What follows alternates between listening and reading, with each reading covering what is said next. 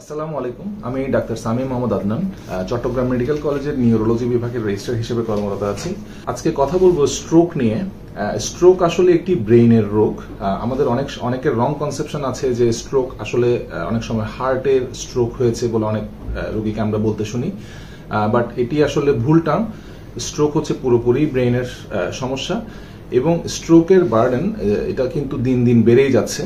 বর্তমান প্রেক্ষাপটে যদি বর্তমান পরিসংখ্যান নিয়ে আমি যদি কথা বলতে চাই, তাহলে প্রতি 2 সেকেন্ডে বিশ্বের কোথাও না কোথাও একজন স্ট্রোক আক্রান্ত হচ্ছেন এবং প্রতি 6 সেকেন্ডে স্ট্রোক রিলেটেড কোনো একটা কারণে কেউ একজন পুরো বিশ্বে কেউ না কেউ একজন মারা যাচ্ছেন। এবং এটা এস্টিমেট করা হয়, এটা ধারণা করা হয় যে অলমোস্ট পুরো পপুলেশনের 25% মানুষ তার জীবদ্দশায় কোনো না কোনো সময় স্ট্রোকে আক্রান্ত হতে পারেন। ধন্যবাদ।